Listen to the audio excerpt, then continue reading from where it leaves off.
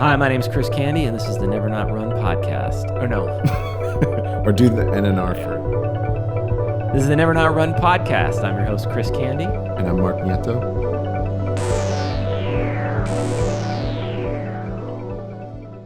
All right, we're back. Welcome to the Never Not Run podcast, episode 4. We talk with Tony Cavalero today. He's a friend of mine. He's an actor. He's on the show The Righteous Gemstones currently. Was on the Nickelodeon show School of Rock. He's also been in countless films. Very funny character actor, Groundlings trained. I met him while working on a commercial for the UPS store. And we talk about it in this episode of the pod where we kind of connected over running. And it's just, Mark and I talk about it too. Running is such like a great gateway to kind of like just begin talking to somebody. And it really equalizes everyone because we've all kind of gone through the same kind of weird experience and have the same hobby of running. I don't think you could have a further experience from mine than growing up in Virginia, going to military school, being a Division I athlete. It was cool to get to kind of connect with Tony, over running. Exactly. And he's going to shine some light on some fun races. What's going on with you, Mark? What's going on in your world? Considering getting a bike. So big investment. We're advocates of all form of movement here at Never Not Run. Even myself right now, I'm not training nearly as much as I have in years prior. I'm actually kind of, just so the listeners know, in a year of recovery. I'm doing a lot of kettlebells and I'm trying to get out there 3 times a week and hit some runs. But with that being said, I still want to do some races throughout this year. I'm just not avidly training. As I sit here and wear my 4x4 48 shirt. We'll have to do a whole episode about that just to let everyone know I was a maniac in my past life with running. Well, it's coming up again, right? Don't they do it in March? Yeah, maybe we'll do a pod where at least maybe the intro I'll talk about how unbelievably life-altering and brutally savage that race was for me.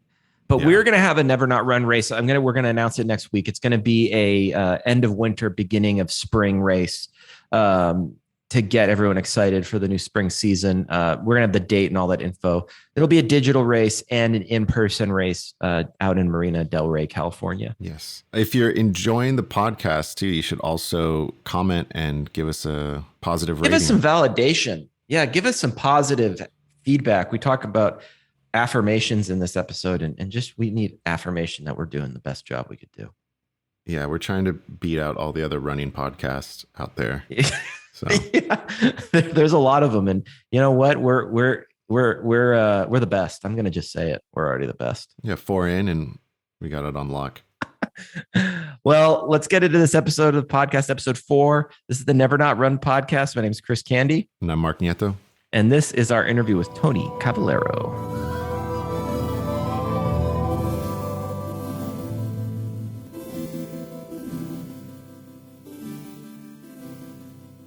We're going to be dripped in running gear by the end of year 1. We're going to be like Garth from Wayne's World, just full head to toe. Reebok. Yeah. Pepsi, Reebok, and Pizza Hut. Yes. Yeah. He was, and the little yellow pills. Little yellow, different. Well, let's introduce our guest. He's a friend of mine, a really talented actor. And comedian from the Groundlings. Ladies and gentlemen, Tony Cavalero. Tony, what's up? What's up? Thank you for joining us today. Thanks for having me, dudes. Where are you calling from? I'm calling from Syracuse, New York, where it is like 17 degrees and snowy right now. Really? Shit. Yeah, and I'm up here working on a movie with American High, which is like a production company up here. They bought a high school. Okay. And I did a movie with them. So they have an overall deal with Hulu, but like the movies they do have to have a setting in the high school. So I did a movie with them called The Binge in 2018. And it's a play on The Purge. So all alcohol and drugs have been outlawed except for one day a year. And that's the binge day. So is it kind of like a comedy? Like, is it like or is it like? It's not kind of a comedy. It's a comedy. It's the first one was great, and it was Vince Vaughn and Skylar Gisondo from Gemstones, and I play a drug dealing limo driver, and he may or may not be coming back for the sequel. Okay. Yeah, Wow. he's back for the sequel. That's why I'm here. For all the listeners of the pod, Tony is currently on the Righteous Gemstones. He plays Kaith, does an amazing job on as that character. That's such a fun character. Thanks, dude. And we want to get into everything. You know, the fun thing about this pod is like it's based around running. And Mark and I, just to give you like a little history, is like, you know, we ran like LA Marathon, and we kind of just like find it so interesting who you end up like connecting with through running. And we have a story too about like we were working on a commercial together, and then all of a sudden kind of found this fun little link about running. So I wanted to go over all of that stuff as well. But it's yeah, you're just you're unbelievably talented, man, and we're just so happy to have you. But we want to get into your running past, your running present, and your running future, baby. Yeah, let's dive right in, dude. So I was thinking of you this morning because so I split my days now. I do 4 lifting days a week, and then I do 3 cardio days a week. And usually I do. Well, I kind of lie. We've got a Peloton too, but I really love to run. And so today was a running day for me, and we're up here in Syracuse, and there's this beautiful lake. And so I went and found a Map My Run route along like the creeks here to get to the lake. And it was like 2.5 miles out. And I was like, oh, perfect. And so I went to go do it, dude. And I almost ate shit like 6 times. It's kind of wet, super slick snow. Oh, no. And it's pouring down flurries. I'm like, I haven't run in that in so long. And like, I literally left. I did maybe 6 minutes and was like, I can't handle this. I'm going to hurt myself. And I'm also so blind. Like I can't see anything as the flurries are in my face, but that run will happen. And I've done maybe 2 or 3 runs here, but I've been using the Peloton app a bunch. Do you like it? Just what's the Peloton? What's that like, dude? Yeah, what's the so story? They have an audio only. They have audio only running programs. So I'll do like a extremely difficult interval run where it'll be like a 3-minute warm up, and then you'll do like 4 sets of 2-minute intervals with 2-minute breaks in between, and then 4 sets of 1-minute intervals with 1-minute break, and then down to 30 seconds, and then back up, and then your 30-minute run is done. And those are like, oof, I'm smoked. And the music is usually pretty good. And it's just, I don't even have to think about it. So like, if I don't even want to look up a route or don't have the time to look up a route or anything like that, I'll just do one of those as an out and back. And it's such a fun way to explore. Is there somebody in your ear? Yeah, okay. Exactly. Who's your coach? What's the person's name who's coaching you? Who have I used? I've used, I think, Matt before. I've used Olivia before, Robin, Selena Samuela. Dude, I love using it. I also use that app for like meditation, and then of course for spin classes too. But I'm just like, man, we're paying this monthly fee. I might as well get, the full gamut of everything out of it. It's so much more gratifying when you're getting all the juice. Exactly, dude. You got all that juice. So anyways, I'm still very actively running. I'm curious about your history with running and your relationship with it as a kid. If it was something that if you were athletic, or if you were kind of like us. I think Chris and I were more of like the hated the mile. But I know that you have a kind of athletic past. So yeah, I was just wondering if you could take us through your history with sports. Yeah. So I grew up doing, my mom put me in dance when I was really little. But I really didn't get my start in running. I did martial arts. I did Taekwondo. And finally, when I hit like 10 or 11, my brother, who's 2.5 years older than me, they had an Olympic style Taekwondo team that would travel.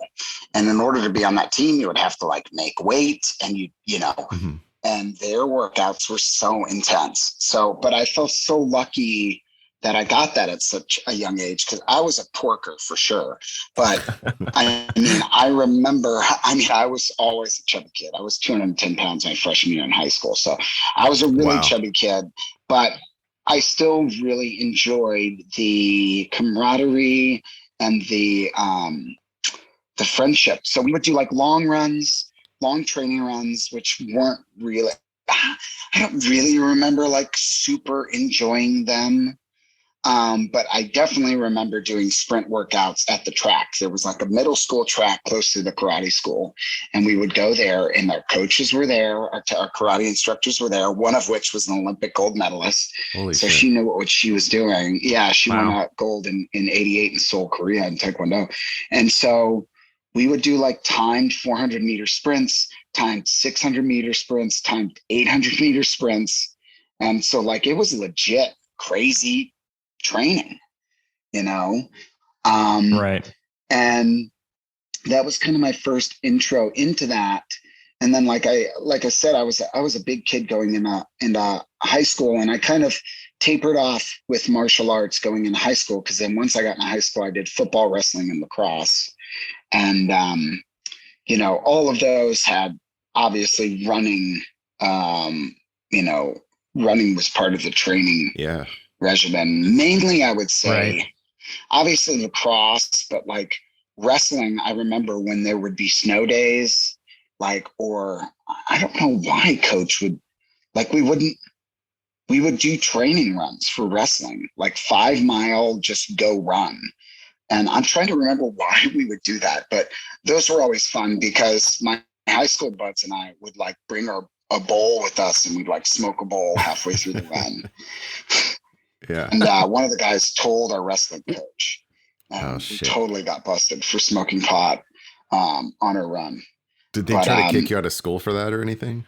Or were they no, just like, coach was cool, man. No, yeah. I was an all-state wrestler, so he wasn't going to kick me out, dude. But like, where'd you grow up? Northern Virginia, which is like a beautiful place to run. I mean, the fall, you know, even going into the winter and the spring out there, like the leaves changing.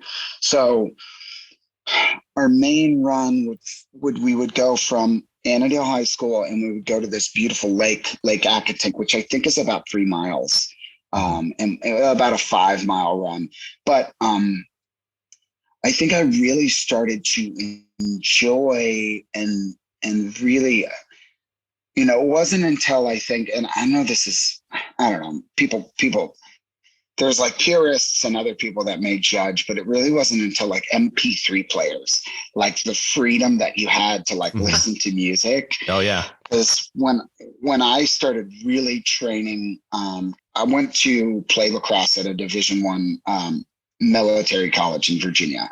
And I knew not only was it going to be grueling because it's a Division I lacrosse school, but it's probably the hardest military school in the country, the Virginia Military Institute. And so just to be prepared to be, when you're there as a freshman, they call you a rat. And it's all the hazing, you like the worst hazing you would ever think of. So like literally at any point in between classes or in between break, any upperclassman could stop you and ask you for knowledge, just like a frat. Like who was the class president? Who was this? Who was that? So like when you went in your rat year, you had to be in super solid shape, or else they would find you and know that you were not in good shape and fuck you up. And so I was like, I'm going to be in great shape. So, I mean, I would do timed 5 mile runs that summer leading into freshman year or rat year at VMI. And once I was at VMI, you know, for lacrosse, we would have fall practice, and a lot of fall practice. I feel like 2 days a week or at least once a week, we would do distance runs. And it's in Lexington, Virginia, with like beautiful mountainscapes and everything like that. Yeah. Just totally gorgeous. So, you know, I had that, and then I would still continue to run, you know, during the summers and everything else. But I don't think really, I mean, it really wasn't until I got sober that like my whole running game really changed. And I really got outside of that 5 mile comfort zone. Right. Mm-hmm. You know, and like so many people, it really wasn't until I read Born to Run that I even got past the idea of like 10 miles. Like even 10 miles at that time was like insane to me. Sure. That book has been a recurring text on this podcast. Yeah. Because I think it was really important for Chris and me too when we read it. Right. Yeah. It's a really interesting book because we bring it up quite a bit. There's so much like inspiration that comes from that book and motivation that comes from that book. And I think it does such a good job at like opening your mind about exactly that. Like, oh, I could, go out and just run. And I think that's my like major attraction to it is like, you don't need anything. You can kind of just go. And then, but we talked about it on another podcast too. And I think it's like, it's got this element too. What was the name of the movie, Mark? That like is the supplement. The Infinite Race. Yeah. It's a good addendum to the book. Yeah. The Infinite Race follows the Raramari and basically kind of talks about how in a way, like that culture ends up being kind of exploited from like all like the rest of the world. And there's this really one funny scene in it where one of the like major badass Raramari runners is like watching this documentary or this footage of them. I think it's even the writer McDougall like doing barefoot running, and the guy is like watching it, going like, "Why the hell would anyone do that?" But it's a really interesting book because it's so inspiring. Like, and there are those books out there, right? Like it's you have Born to Run and I love the story too of just Caballo Blanco. Like I just, his life is so like magical, like just living down in the Copper Canyons and like, drinking Coronas and eating tacos and kind of running just around. Bananas. Yeah. Like, but I mean, that's totally what I can't remember when, if I ran my first half before that. My very first half is kind of crazy. So first I moved to LA and I would jog a little bit here and there, but then I read that book and I got sober, and my first half marathon, I think it was this. I think I read that book and immediately signed up for the nearest half marathon I could find the soonest. Literally, I was like, I'm fucking doing this. And the La Jolla half marathon, I believe, was taking place, I can't remember, April. This would have been like April 2008, maybe April 2009. I can't remember, but I signed up and I had a buddy that was finishing Bud's SEAL training there from VMI, from my military school. And I was like, hey, dude, I'm going to be in La Jolla running this half marathon. Would love to see you. He's like, dude, perfect. I'm going to get a hotel room. We're going to have a blast. It'll be an awesome weekend. I get down there. He's already shit-faced with all his buddies. There's no hotel room. And at that time, my head was shaved. And he was like, let's sneak you into SEAL barracks. So I literally walked past the guard at SEAL barracks. And I spent the night with Navy SEALs. Oh my God. Walked past the frogman, walked past the guy at the front door, spent the night in SEAL barracks, and then ran the La Jolla half marathon the next day. Gorgeous run, but it was definitely chilly. I don't even know if they do that anymore. But no, it was after I stopped drinking, because I remember there was a beer garden afterwards. And I was like, oh, so bummed that I couldn't go to the beer garden afterwards. But I also remember it was like my first experience with distance like that, because this guy was like, I finished past the finish line. This guy was like, duct tape. And I was like, what? And he was like, look at your shirt, man. And I had nipple blood like all the way down to my waistline. Right. He was like, put duct tape on those nipples from here on out. And I was like, oh shit. I didn't even, realize it. But that was like my first intro from there. And then I think the following, I will never guess what races were when, but I've done, I believe, 5 halves. I've done 3 raced to Roby Creeks, which is in Boise, Idaho. It's like the hardest half in the Northwest. And my brother lives in Boise. So I always got to run those ones with my brother. And we'll talk about that one specifically. But I think I did 3 of those. I did the Palm Springs half marathon. I did the La Jolla half marathon. I've done 7 LAs. I've done DC, Baltimore, and San Diego fulls. Okay. Nice. So yeah, 10 fulls and 4 halves. I thought it was 11 fulls, but yeah, I think that was yeah. Go ahead, Chris. No, that's a really impressive like catalog of running. You know, like just that alone is like, you know, you get a good sense of what your body can do, where you're at, how to like, you know, handle it. It's that's I didn't know it was that many fulls. That's great. Yeah, I definitely traded one addiction in for another. That's Sure. right. Yeah, I was going to say, yeah, it's great though. I mean, I think we've talked about that too on this pod of the kind of, I guess the way that running can simulate some of those euphoric, like the rush you get from like certain drugs or whatever. It's just running replaces that. Yeah. There's a truth though to like, you know, definitely I started drinking way less once I started training for marathons. Like you can't like live a party lifestyle and then go do a 10-mile training run. It just doesn't work. A lot of people love to like tell that story of Joe Strummer. He like, you know, partied all night and then ran like London Marathon. It's like, shut the fuck up. Like that's just one person. You know what I mean? Everyone's like, if Joe Strummer could do it, it's like, okay.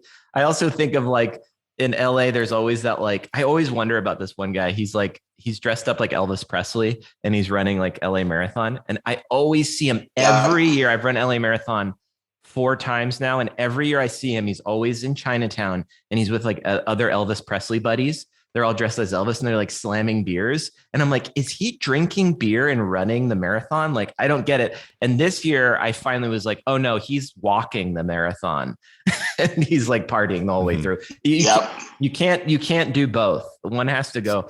It's not sustainable. Yeah. No. You want to be able to do, or at least I want to be able to do it for a long time. Right. And you can't do that if you're, like you said, pounding beers or not taking care of your body or whatever. It'll catch up with you. Yeah. And I also, for me personally, like about 5 years ago, we were in Mexico for my wife's birthday and I was going to go for a run on the beach. And man, I was doing a sprint workout on the beach and my left knee just locked up completely. I couldn't even do like a quad stretch. I couldn't bring it up. And I was like, something is definitely wrong. And sure enough, I went and saw the doctor and he's like, yeah, you've got torn meniscus in both knees. Oh my God. And I was like, yeah. And I was like, oh, okay. Well, that's what happens when you do that many races. And that, you know, that had been like a 7-year period where I did like, you know, 10 marathons and, you know, 14 long distance races. And not only that, but like I had this awesome route because I lived in a shithole and I was a janitor. And so like running was like my escape. So I do like a 9-mile loop, a 12-mile loop at least 4 times a week, probably closer to 5 times a week at that time. Like, and I would I would park by that little par 3 golf course on near in Los Feliz. Yeah, like definitely. If you were to, and then I would go there along the LA River, and then there's a cut through a horse trail that goes and then connects with Griffith Park. Oh yeah. And I would do an out and back. And I think I had that. I think there was in a 9-mile loop. I had a 9-mile out and back and a 12-mile out and back. And I just became obsessed with it. And I just did that all the time. What was you mentioned this, and I remember this part of your history, but you were a janitor. Yeah. Where were you a janitor? I was a janitor at the El Portal Theater. It's an old playhouse on Magnolia and Lancashire in North Hollywood. Right.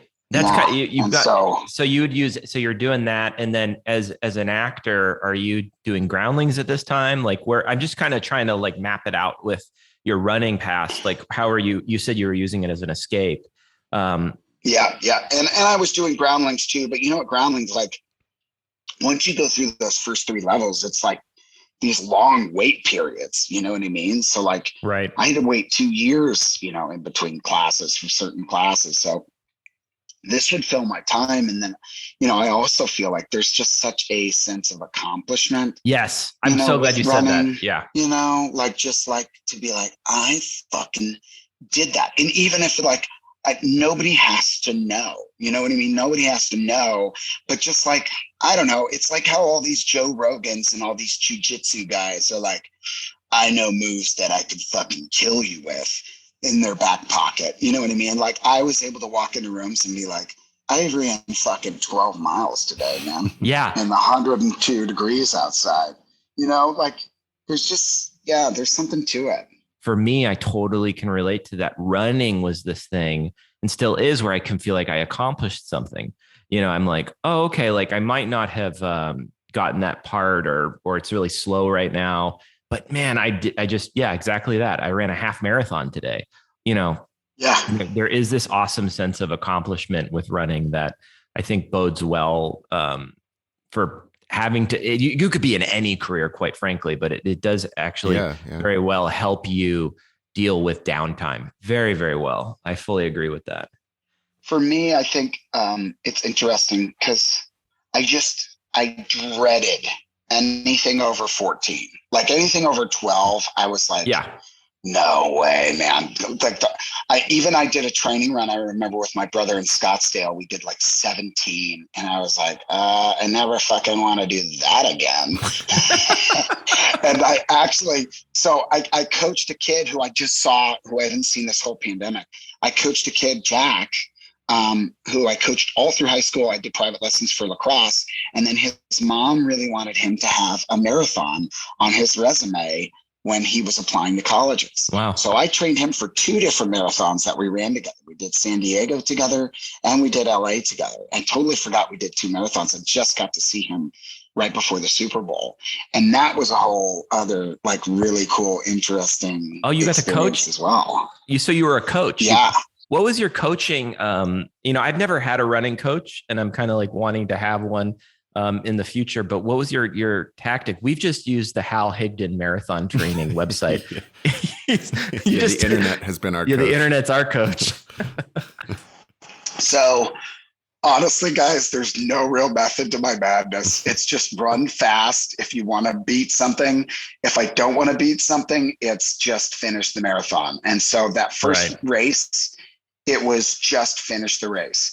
And I remembered, I said, okay, dude, if we can do 18 miles, we can do 26.2. That's awesome. So I remember our longest run was 18 and we did it. We did the marathon. And the only reason I said that is because after I did my first marathon, I think I did that one long training one with my brother at 17. But I've never gone over 15 again as a training run leading up to a marathon. 10, 12, yes, but I've never done it because I'm like, I know I can run a marathon. Yeah. As God forbid there's a cramp or something like that, but I know my body how to prevent those things. Unless there's an injury or something, I'm going to finish this race because I've done it before. Yeah, right. That mental capacity. 100%. Yeah. And I think, you know, for us, I think after we finished that first race, when we ran the second race together, he really wanted to improve his time. So we did do a few more longer runs. But I just, you know, for me, it's really that front portion, that front half of the marathon is really where it makes it or breaks it for me. Because the second half, a switch goes and I'm like, I want this fucking thing over. Yeah. I want this race over and I'm ready to go. And I want a good time and I'm fucking ready. And if I don't set myself up in the front half, so like my best time ever for a race, I think is 3:23. That's great. Wow. Yeah. Yeah. I think 3:23. And that, I had a good first half of the run. Right. So then the second half, I was like, holy shit, I'm going to have a new PR. And then it was like towards the end, I was like, oh, I'm going to have a pretty good PR if I can continue through this. And this was like a pouring a pouring rain LA marathon. I remember this one. What year was that? 2012? 12. Yeah, it was 2012 or 13. Yeah, I remember because I was trailing someone who was running it that year.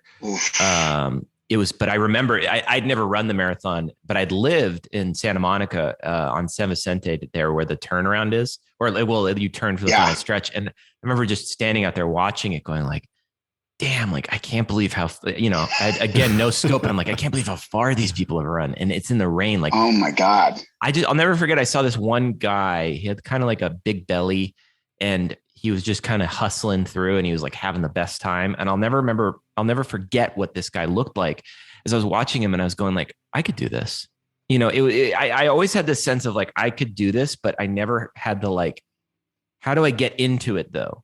And it wasn't, Tony, like our friend Sam and Mark and I ran our first marathon and we kind of trained together. And it was really this one kind of fateful day where we were just like, dude, the route looks awesome. Let's fucking go. Let's just do it. Yeah. And it was just, you start, and for me personally, all these years, I was like, I don't know how to begin. I remember going to running stores like New Balance or whatever, looking at flyers to sign up for races. And I was like, I guess maybe I'll run the Venice Christmas race. The desire was always there, but I was just like, I just didn't have the jump in. So this crew of friends, we really like got the ball moving and it's such a fun world and a sense of accomplishment. And I want to get into that race you were talking about though, that you wanted to highlight. Race to Ruby Creek. Yeah, let's get into that. So give me the details, because I remember on the job that fateful day on the Entertainer out in Marina del Rey, you were breaking this race down for me.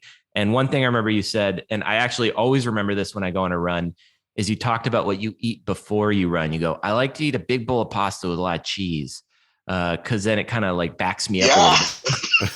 Yes. And I remember doing that. My thing is I have like this is a side note, but the first thing that I always know that I pay attention to is my digestion while I'm running, because like, when you're on these long runs, you're thinking of like a billion things that are going on with your body, like in split second decisions. And like, I remember going like, if I ate something weird and my gut was off, that was like always the toughest thing to get around.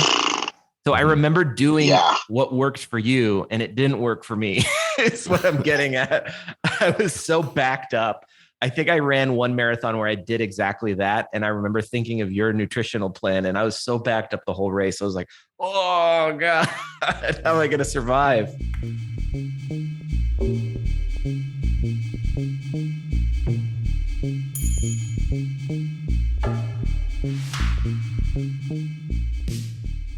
Okay, so the race to Ruby Creek is the hardest half in the Northwest. And again, there's different speeds for me. There's when I'm running a race solo, and then there's when I'm running a race with my friend or my brother. So like I've run multiple races with both. The race to Ruby Creek is always with my brother because it's usually on his birthday weekend in Boise. Oh, nice. And so, and boy, is it a blast, man. We start at a park that's like a 10-minute drive from his house in downtown Boise. And then you just head into the hills and it's 9.5 miles straight up. And you literally end in the snow or the 9.5 miles straight up. And then you hit the top and you're in snow.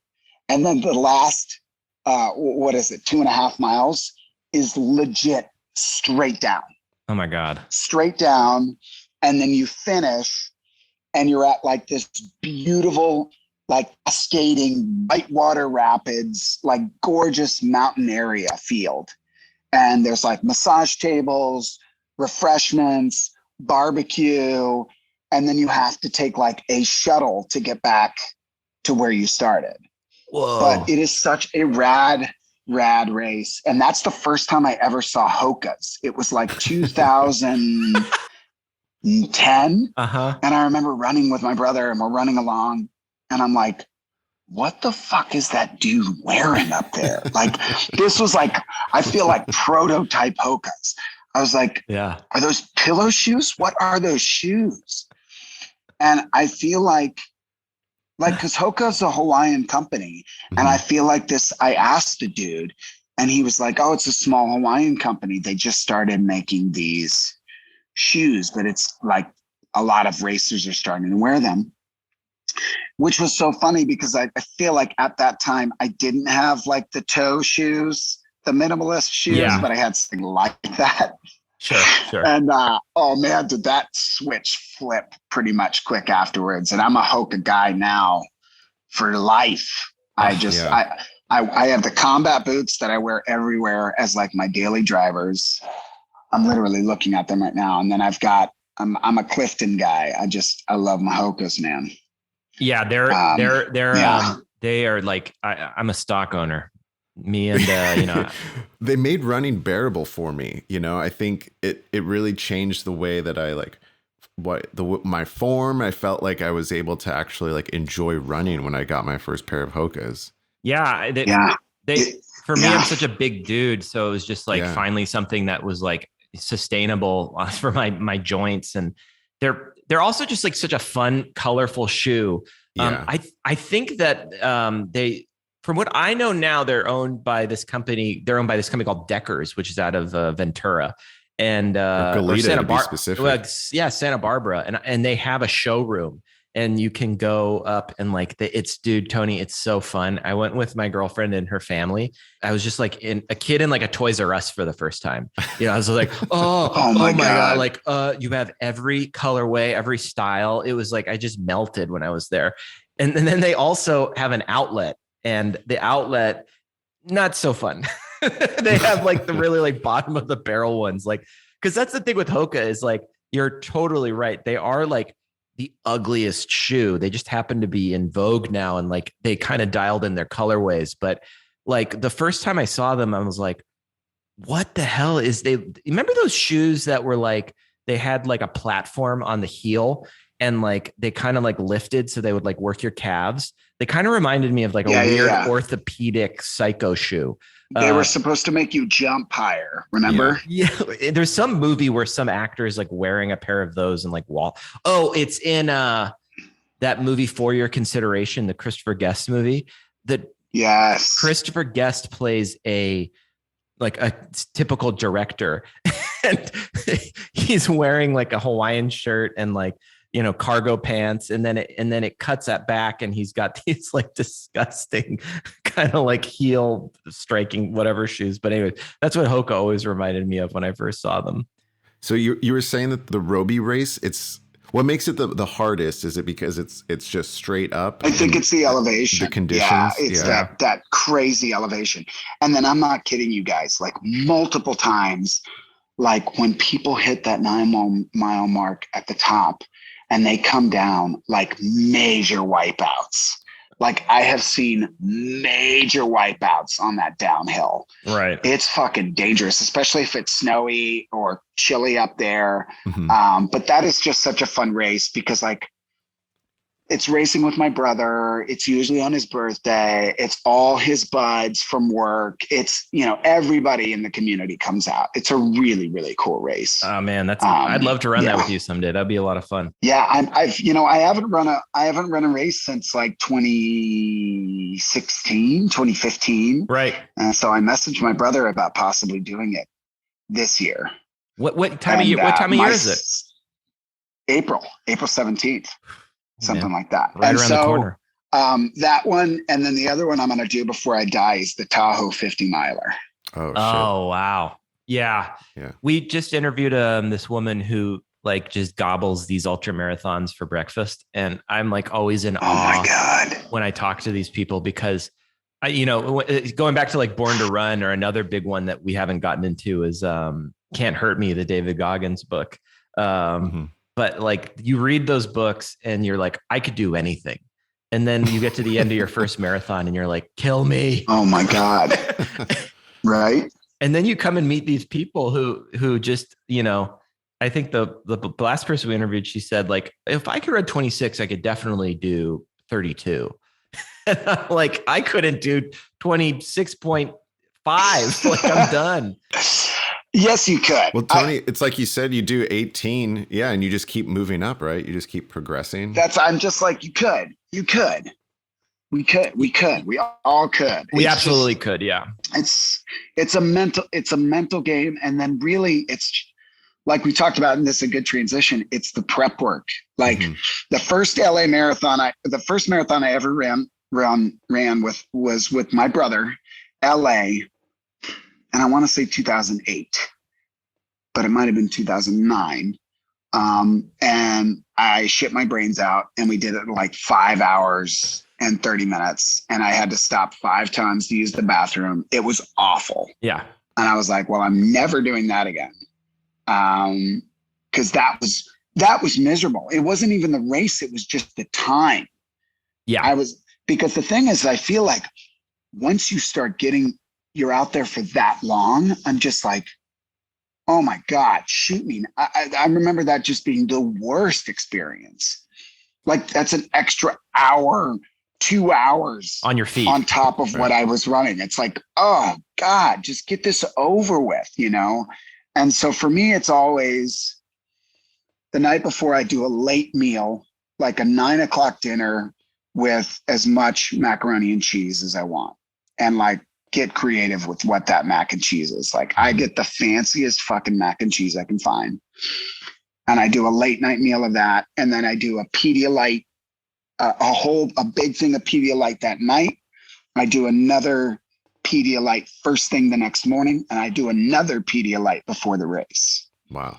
That's great. So no cramps, but 3 of those, whatever they are, 2 quarts or a quart of the Pedialyte, the full strength Pedialytes. And then just stretching, man. I have a 15 to 20 minute stretching mobility regimen that I still do regardless, just because, it's such a game changer. I remember playing college lacrosse and like, who wants to stretch? Like it's so important. Regardless, like even if you're just fucking sitting at a desk all day, right? Take 5 minutes to do mobility or some kind of stretching. Did you put this together yourself, or is it somebody else's regimen? No, just stealing from a bunch of different places. I remember, for me, like leg swings is a big thing. Obviously, quads, calf. Yeah.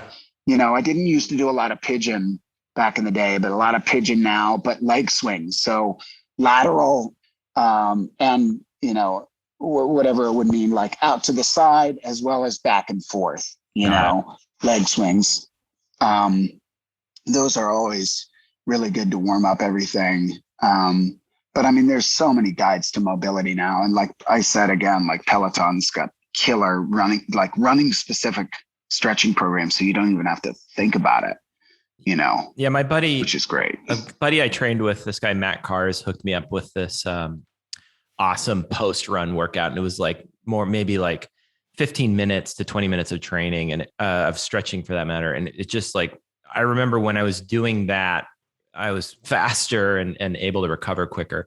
During the pandemic, I kind of abandoned a lot of my self-care. And I was just running like a beast. And it showed, I got slower, and it's so important, like to look at the whole picture when you're doing this thing, because one of the things I've noticed too with running is it's a lot on the system. You can't really bat an eye at it and just say like, oh, it's nothing, we can just do it. It is a lot of stress on your body. Your body is taking impact from it, and you got to take care of it, and that's different from person to person. But I really believe in that more so than ever, because you're right. Who wants to stretch, but it really does. It's the butter, baby, that goes on that toast. It really is, man. And I make it part of the whole meditation that is running. You know what I mean? That's the fun of it. It's like, I'm like, oh man, thinking about the route, thinking about how good I'm going to feel afterwards because I did this stretch. You know what I mean? And like, I even like, I'll stretch and I'll bring my Theragun, or my Hyper Ice Theragun, and incorporate that, into the stretch. It's and make it all part of the routine. You were doing too. I remember I was like talking to you about, you were doing like Wim Hof ice bath stuff too, weren't you? Or you were just doing ice bath? Still do, dude. Still do. On a side note, this season of Gemstones with you guys and all the muscle dudes is so funny. Yeah. Oh my God. I laugh because I know you and I know we talk about like sports, but I just, the attention to detail on this season about like gym culture and training and hyper masculinity. It's like, it's very, very. You're like, oh, it works for Tony. It's because, I'm out there with Adam and we work out like 4 days a week together. Yeah. And we're always like, oh, dude, I tweaked my shoulder or what, yeah. We're fucking, we're always talking what protein or what pre-workout are you taking? Like it's part of the deal, dude. So, I mean, I feel like that's part of why they created that whole storyline is it's like Tony and Adam are fucking working again, Yeah.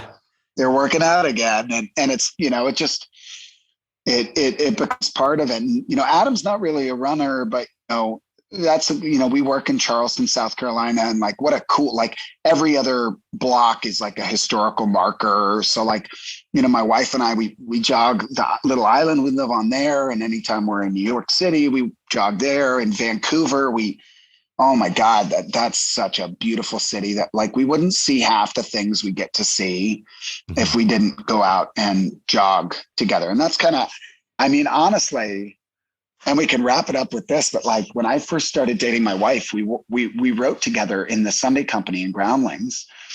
And I one writing session, I was like, well, I'm going to go for a jog or whatever. And she was like, oh, I love to jog. And we like jogged in her neighborhood in Laurel Canyon. And we did that a bunch. And like, that's kind of how we connected is we would jog. And I would say like 4 years into our relationship, she's like, I kind of was just doing that because I liked you. I don't really like to jog, but which is a lie because I know she likes to jog, but she's like, I don't like to jog at a place where I can't have a discussion.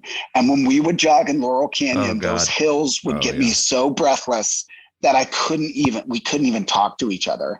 And she was like, I was just trying to keep up and to show you that I was into sports and running too.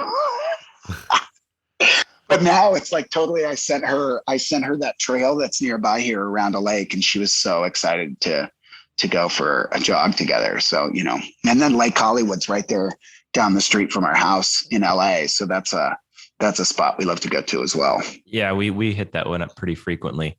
Well, I know we are getting towards the end of the show and you've had like some just awesome anecdotes about running and, thank you again for coming on the show and sharing all your stories with us. And we always like to end it with, what's your runner's high? What's my runner's high? I think for me, we didn't even touch on this, but I do a lot of affirmations when I run. I have like a standard set of affirmations that I do. Yeah. And I think it's probably, when I get to that final affirmation, kind of when I'm nearing the end of the run and I'm feeling great and I've just started off my day, kind of end it with this. And it's an affirmation I got from an acting coach, actually, Jack Plotnick. This guy, he's great. And it's, I release and destroy and I need to feel unworthy. I know that I'm worthy of all the good in my life and now I'm willing to accept it. As I repeat this affirmation, my outer effect of procrastination fades away and I no longer have to feel the need to be unworthy. I think that's it. Oh, that's but beautiful. I usually say it running. Yeah. Wow.